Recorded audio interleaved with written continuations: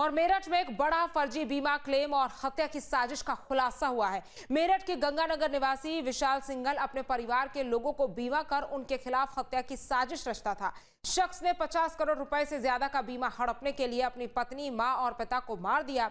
ऐसा दिखाया कि पत्नी की मौत बीमारी से हुई। मां और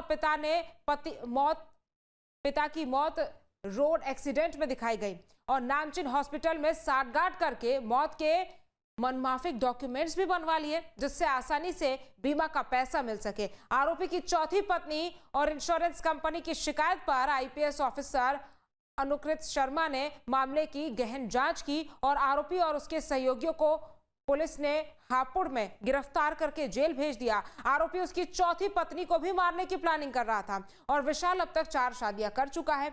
ये उसने पुलिस पूछताछ में खुद कबूला है। आरोपी की चौथी पत्नी ने इस पूरे मामले पर कई खुलासे भी किए हैं।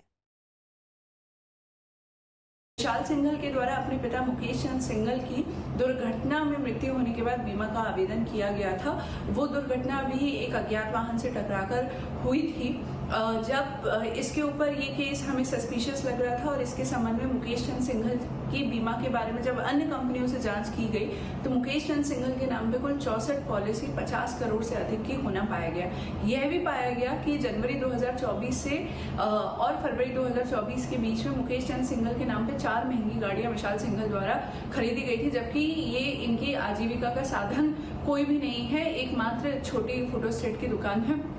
इसके अलावा ये केस सस्पिशियस लगा और जब इनके बैंक खातों के की स्टडी की गई तो यह भी पाया गया कि 2022 में एकता सिंघल की मृत्यु के उपरांत बीमा क्लेम का पैसा भी विशाल सिंघल के खाते में आया है। एकता सिंघल विशाल सिंघल की पहली पत्नी थी और उनकी मृत्यु भी संदेहास्पद परिस्थितियों में हुई थी और उनकी मृत्यु के उपरांत करीबन 80 लाख रुपए विशाल सिंघल ने लिया था। इसके अलावा यह भी तथ्य प्रकाश में आया कि 2017 के अंदर प्रभा देवी जो विशाल सिंघल की माता है, उनकी मृत्यु भी अज्ञात वाहन से टकराकर एक्सीडेंट में हुई थी, जिनकी मृत्यु के उपरांत एक खाते में एटलीस्ट 25 लाख रुपए विभिन्न बीमा कंपनियों का आना पाया। बिचौलिया मेरी भाभी थी और एक संजू नाम की लड़की थी जो रिश्ते कराती थी और ये शादी के लिए मैं तैयार नहीं थी, मेरे साथ जबरदस्ती कराई गई थी। मेरी भाभी ने मेरे को झूठ बोल के शादी कराई। हालांकि हमने ये नहीं था, मेरा भाई गया था देखने 1%, वो भी मेरी भाभी ने फोर्स किया था कि तुम जाओ देखो और कब तक इसे अपनी बहन को यहाँ रखोगे।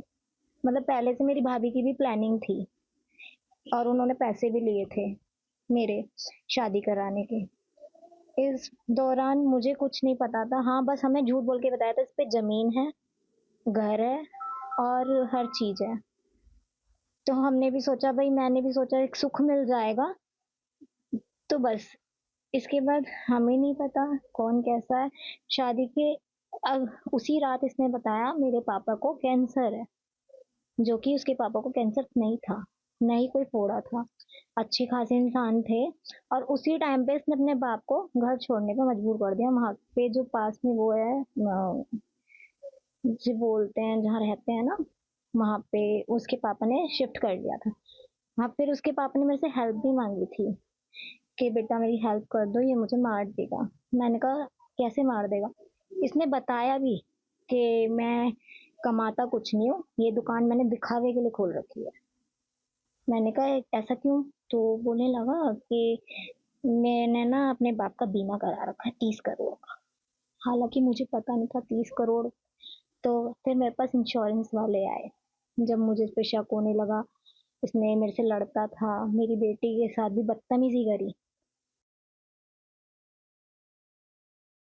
विशाल के मन में जो साजिश चल रही थी, कहीं उस साजिश का भांडाफोड़ ना हो जाए, इसलिए वो जिस जगह पर पिछले 12 साल से रहता था, वहां के आसपास के लोगों से भी उसका मतलब नहीं होता था। अगर किसी व्यक्ति ने उसके मकान के सामने अपना कोई वाहन खड़ा कर दिया तो उस पर भी वो गर्रिया कराता था। लगता था मानो जैसे उसकी किसी साजिश का भांडाफोड़ हो जाएगा।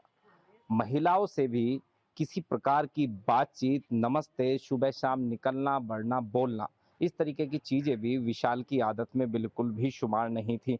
विशाल जो रहता था, क्या बातचीत करता था किसी से? नहीं, किसी से बातचीत नहीं करता था, सिर्फ बिल्कुल शांत रहता था। बस उसके आगे कुछ भी मतलब दे दो, टॉन्टिंग करता था, किसी के बाइक हो जाए, खड़ी हो जाए, सबको लड़ता था सबसे।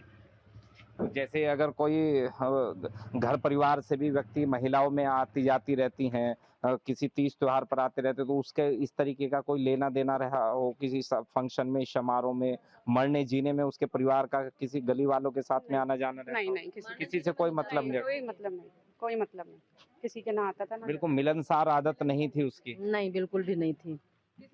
अपने मतलब से बात करता था, जिससे करता था अपने मतलब से करता था। जिससे उसे मतलब जिसे अपना मतलब होता था उसी से अपनी बात करता था, बाकी किसी से नहीं करता था। गली में भी विशाल का किसी भी पड़ोसी से कोई आना जाना नहीं था। दुख तकलीफ के बारे में बोलना या आमतौर पर जैसे आप और हम निकलते आते हुए बातचीत कर लेते हैं, ऐसा भी लगता था कि जैसे विशाल को अपने अलावा इस दुनिया के सभी लोगों से परहेज हो। इसकी सीधी वजह थी कि उसके दिमाग में जो चल रही साजिश थी, उसे शक था कि अगर वो किसी से संबंध बढ़ाएगा तो उसके दिमाग में चल रही इस साजिश का भांडाफोड़ हो जाएगा। यही वजह थी कि वो किसी से भी मिलनसार स्थिति में नहीं था, किसी से भी अपना संबंध नहीं रखता था। अपने सहयोगी के साथ अरुण सागर, न्यूज स्टेट, मेरठ।